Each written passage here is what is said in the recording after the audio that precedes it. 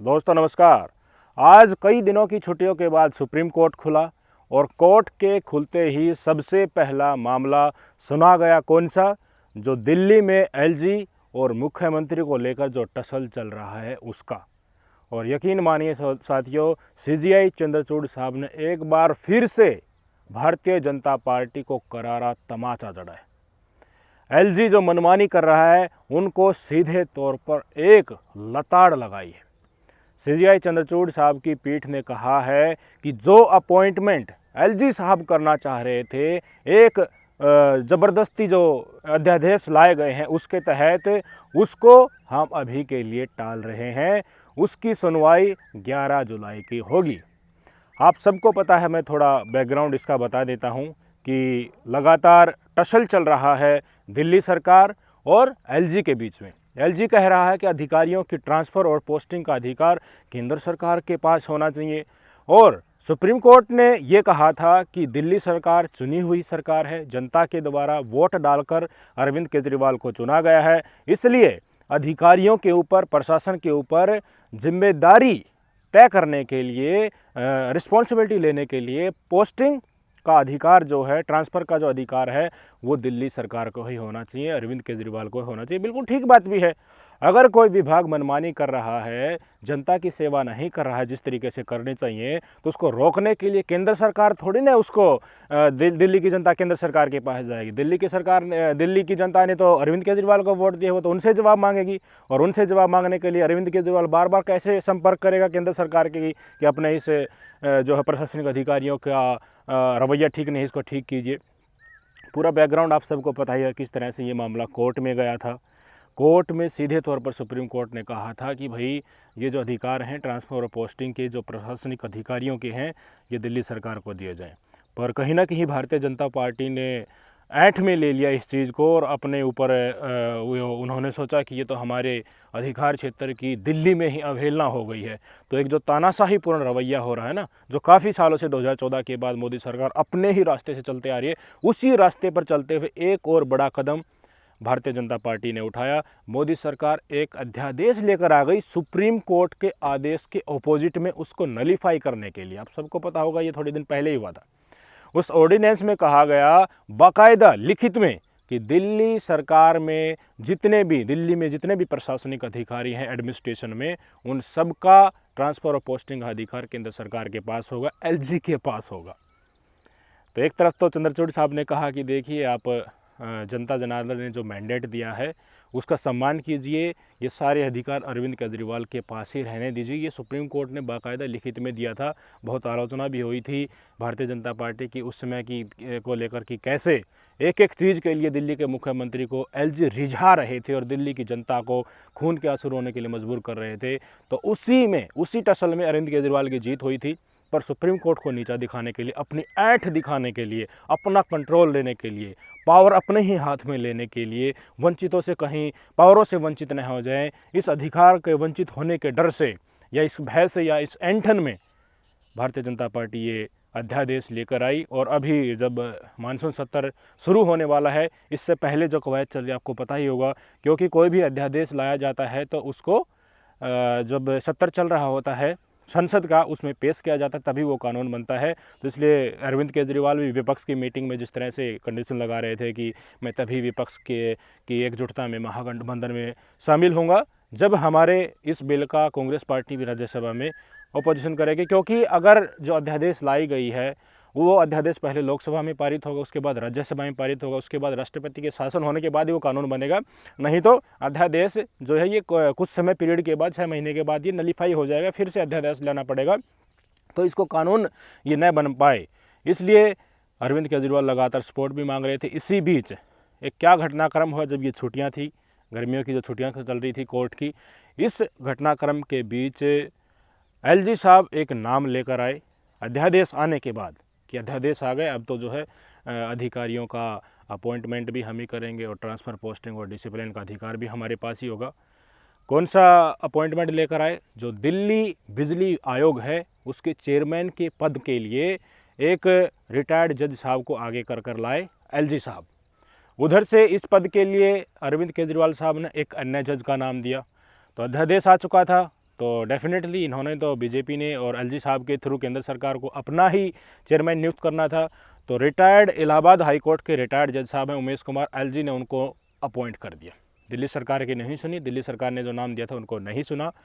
तो इसको लेकर एक नया झगड़ा पैदा हो गया फिर से एलजी और अरविंद केजरीवाल के बीच में। अरविंद केजरीवाल कह रहे थे कि हमने जो नाम दिया था उसका अपॉइंट नहीं किया जा रहा, संविधान की अवहेलना हो रही है, सुप्रीम कोर्ट ने जो आदेश दिया था उसके अपोजिट में केंद्र सरकार अध्यादेश लाकर हमें नीचे दिखाने की कोशिश कर रहे हैं। और फ्री यूनिट की जो बिजली की स्कीम है दिल्ली में अरविंद केजरीवाल सरकार दे रही है, उसको ख़त्म करने के लिए एलजी साहब अपने चहेते चेयरमैन को उन्होंने नियुक्त कर दिया है। इसको लेकर और अध्यादेश जो भारतीय जनता पार्टी लाई है इसको लेकर सुप्रीम कोर्ट में ये मामला चला और जज साहब ने, चंद्रचूड़ साहब ने सबसे पहले नंबर पर आज के ही दिन कोर्ट खोले हैं और 10:30 बजे पहली सुनवाई होनी थी। पहले नंबर पर इसको सुप्रीम कोर्ट में लिस्ट कर दिया था कि 10:30 बजे सबसे पहले इसी मामले को हम सुनेंगे। पर चतुराई देखिए आप, एलजी साहब ने ये कहा दिल्ली सरकार को चिट्ठी लिखकर कि मैंने अपने चहेते जो भी है, लगा लीजिए जो इलाहाबाद हाई कोर्ट के उमेश कुमार साहब हैं जो रिटायर्ड जज हैं, उनको अपॉइंटमेंट कर दिया है। तो दिल्ली सरकार कृपया इसे शपथ दिलाएं। शपथ किनको दिलाना था? बिजली मंत्री है आप सरकार में, केजरीवाल सरकार में अतीसी, उनको दिलाना था। एक प्रोग्राम भी बनाया गया कि देखिए इस तारीख को हम ठीक है शपथ दिला देंगे। तो कहीं ना कहीं सारा प्रोग्राम भी हो गया था, अतीसी भी वहाँ पर पहुँची थी। पर उसके बाद ऐसा कहा गया कि देखिए अतीसी बीमार हो गई है, स्वास्थ्य कारणों से प्रोग्राम को स्थगित कर दिया गया, अभी शपथ नहीं दिला रहे हैं। कुछ दिन के बाद जो है शपथ दिला देंगे, अभी जो बृहस्पतिवार को शपथ दिला देंगे, इस तरह की कवायद सुनने में आ रही थी। इसी बीच एलजी साहब ने फिर से पत्र लिखा आम सरकार को, आम आदमी पार्टी सरकार को कि देखिए ठीक है अतीसी बीमार हो गई, बिजली मंत्री बीमार हो गई, तो कोई भी अपने सेक्रेटरी से शपथ दिला दीजिए या कोई और मंत्री डेजिग्नेट कर दीजिए कि वो इनको शपथ दिला सके। समझ रहे हैं ना, काफ़ी कोशिश कर रहे हैं एलजी साहब बार बार कि शपथ दिला दीजिए फिर तो हम देख ही लेंगे, फिर अरविंद केजरीवाल की जो फ्री बिजली वाली स्कीम है उसका हिसाब किताब कर देंगे। तो इसीलिए लगातार उन्होंने कहा कि किसी और को अपॉइंटमेंट कर दीजिए, वो शपथ दिला देगा, कोई बात नहीं। जो बिजली मंत्री बीमार होगी तो उनसे कोई संवेदना नहीं कि वो बीमार हो गई।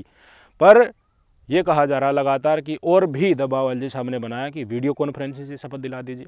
वीडियो कॉन्फ्रेंसिंग से शपथ नहीं दिला सकते तो व्हाट्सएप पर कॉल करके शपथ दिला दीजिए। व्हाट्सएप पर कॉल करके शपथ नहीं दिला रहे तो अपने किसी विभाग के सचिव को ही भेज दीजिए, वो शपथ दिला देगा। यानी कि शपथ दिलाने की जल्दी थी। और बाकायदा ये लिखा कि मंगलवार यानी कि आज 10 बजे तक ही वो है जो रिटायर्ड जज साहब हैं जिनको चेयरमैन की शपथ दिलानी है, 10 बजे तक ही अवेलेबल है, उसके बाद अवेलेबल नहीं होगा।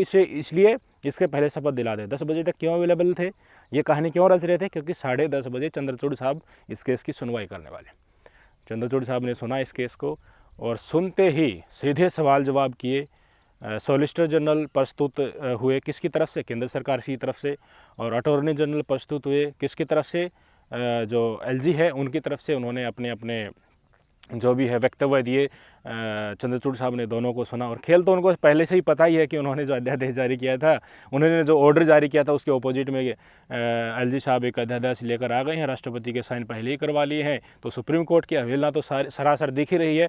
तो चंद्रचूड़ साहब ने स्पष्ट तौर पर लिख कर दे दिया कि अभी के लिए जो शपथ ली जानी थी चेयरमैन की, बिजली बोर्ड के चेयरमैन की, बिजली आयोग के चेयरमैन की, उसको होल्ड कर दीजिए और 11 जुलाई को हम फिर से सुनवाई करेंगे।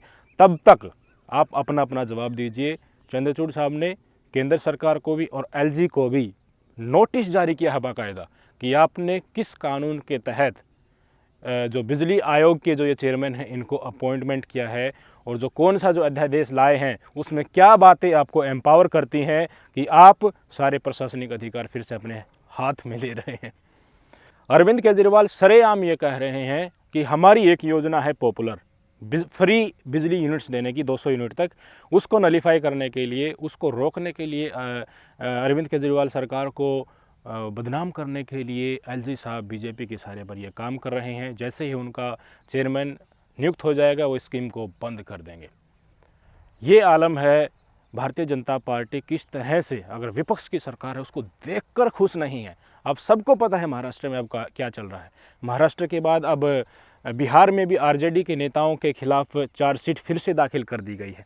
और दिल्ली सरकार में यही नहीं, ये चेयरमैन नियुक्त करने वाला ही नहीं, जो 400 निजी कर्मचारी थे जिनका विशेष क्षेत्रों में विशेष अनुभव था, दिल्ली सरकार ने जिनको अपॉइंटमेंट कर रखा था उनको एक ही झटके में एलजी साहब ने हटा दिया, कुछ न कुछ बहाने देकर।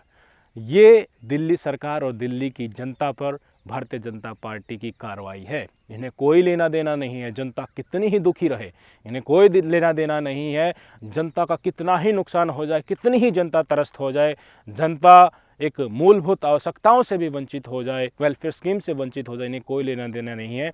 इन्हें सिर्फ और सिर्फ मतलब है कि अगर दिल्ली की सरकार ने हमें वोट नहीं दिया तो हम उनको रिझा देंगे, उनकी ऐसी हालत करेंगे कि वो 10 बार सोचेंगे कि हमने बीजेपी को वोट देकर गलत किया। जिस तरह एक तानाशाही रवैया होता ना, एक गुंडे का, एक दबंग का रवैया होता है कि अच्छा तूने मेरी बात नहीं मानी, हमारी वोट नहीं दी, तुम्हें मैं देखता हूँ, वो रवैया हर जगह, हर राज्य सरकार जो जिसमें ओपोजिशन बैठी है, बीजेपी की सरकार नहीं है, उनके प्रति भारतीय जनता पार्टी का ये रवैया है, साफ दिख रहा है। पता नहीं जनता को क्यों ये भारतीय जनता पार्टी के लोग बेवकूफ़ समझते हैं कि इतने अत्याचार करोगे और जनता इनके ऊपर ध्यान नहीं देगी। दिल्ली से कहीं ना कहीं बीजेपी सोच रही है कि तुम जैसा माहौल बना रहे हो, गोदी मीडिया तुम्हारे हाथ में है, तो जनता को तुम आराम से बेवकूफ़ बना लोगे कितने भी गैर कानूनी काम करके। पर मेरे ख्याल से सच तो कहीं ना कहीं से निकल कर आता है। दिल्ली की जनता को भी पता चल चुका है, दिल्ली में विधानसभा चुनाव जीतने के लिए भारतीय जनता पार्टी ने हिंदू मुस्लिम के किस तरह से दंगे करवाए थे, दिल्ली की जनता बिल्कुल स्पष्ट तौर पर जानती होगी। और अब एलजी के सहारे जितने गैर कानूनी काम कर रहे हैं, इस तरह के घिनौने काम करके ये सोचते हैं कि जनता भूल जाएगी और आगे आने वाले समय में घुटने टेक कर वोट देगी, तो ये इनका रवैया भारतीय जनता पार्टी का बिल्कुल गलत है। दिल्ली विधानसभा के चुनाव के चलते जो सांप्रदायिकता फैलाई गई थी, फिर दंगे हुए, हिंदू भी मारे गए, मुसलमान भी मारे गए, बीजेपी की सरकार नहीं बनी तो एक तरफ ये चलते भी नहीं। जितने भी हेट स्पीच इन्होंने दिए थे वो ध्रुवीकरण करने के लिए, वोट लेने के लिए, दिल्ली की में अपनी सरकार बनाने के लिए भारतीय जनता पार्टी ने किए थे।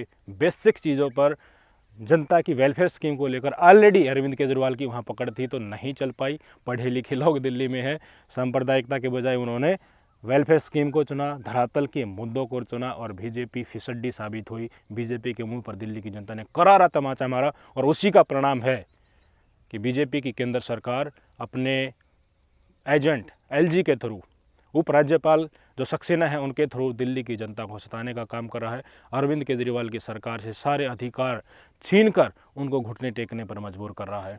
पर कहीं ना कहीं इस देश की जनता देख रही है कि किस तरह से चुनी हुई सरकार को, देश के मैंडेट को, जनता ने जिस पार्टी को वोट डाला, जिस विधायक सांसद को वोट डाला, उनको धौंस जमाकर अपनी ताकत के बल पर पहले 2016 में उत्तराखंड इन्होंने तोड़ा, उत्तराखंड में तिगड़म से अपनी सरकार बनाई गैर कानूनी तरीके से, फिर अरुणाचल में ऐसे ही सरकार बनाई, फिर कर्नाटक में भी ऐसे ही सरकार बनाई, फिर महाराष्ट्र में बनाई, अब बिहार में फिर से प्रकरण चालू है। ये खिलवाड़ देश की जनता के मैंडेट के साथ अपनी ताकत के बल पर कि हम केंद्र में हैं तो कुछ भी कर लेंगे, ये कतई इस देश की जनता को स्वीकार नहीं है। गद्दारी अगर इस देश की जनता के साथ कहीं भी हुई है तो वहाँ से हमेशा सत्य ही निकल कर सामने आया है। तानाशाही धूल चाटती है, यहीं आगे आने वाले समय भी होगा। आज CJI चंद्रचूड़ साहब ने सारा प्रकरण कुछ ही समय में परख लिया कि भारतीय जनता पार्टी आखिरकार दिल्ली में करना क्या चाहती है। इसी के लिए उन्होंने आदेश दिया है कि हम इस चीज़ को अच्छे से देखेंगे। इसलिए तब तक जो नया अध्यादेश लाने के बाद बिजली आयोग के चेयरमैन को नियुक्त करने का जो एलजी का फैसला है उसको हम टाल रहे हैं। 11 तारीख के लिए 11 जुलाई के लिए वो टाल दिया गया है।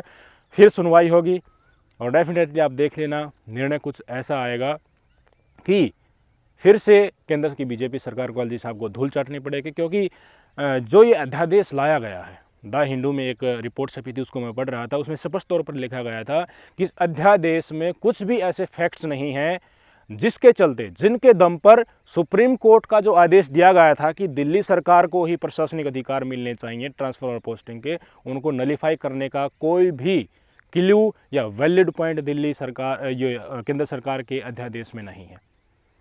तो सुप्रीम कोर्ट का जो अध्यादेश है, सुप्रीम कोर्ट का जो आदेश था, उसको नलीफाई ही नहीं कर पाएंगे। जो अध्यादेश भारतीय जनता पार्टी लेकर आई है एलजी के थ्रू दिल्ली में, उसको अगर सुप्रीम कोर्ट के आदेश के बराबर में रखेंगे तो कहीं ना कहीं सुप्रीम कोर्ट का आदेश ही अगर वजन ही पाता है तो गैर कानूनी ही कदम ये करार दिया जाएगा। कहाँ कहाँ तैयारी हो रही है कि हम इसको मानसून सत्र शुरू होते ही कानून बनवा देंगे। अरविंद केजरीवाल भी अपना एक पक्ष तो मजबूत कर ही रहे हैं, राज्यसभा में उसको कहीं ना कहीं पास नहीं होने देने के लिए विपक्षी दलों से समर्थन मांग रहे हैं। पर हमें लगता है कि अगर कोई भी गैरकानूनी काम इस देश में हो रहा है तो कम से कम न्यायालय से तो आस ही है। और अब खासकर CJ चंद्रचूड़ साहब उस कुर्सी पर बैठे हैं तो ये आस और भी गहरी हो जाती है। देखना होगा क्या होगा आने वाले समय में। डेफिनेटली इस प्रकरण में भी, इस षड्यंत्र जो भारतीय जनता पार्टी ने चलाया है, इसमें भी इस देश का लोकतंत्र बलशाली होकर निकलेगा। नमस्कार।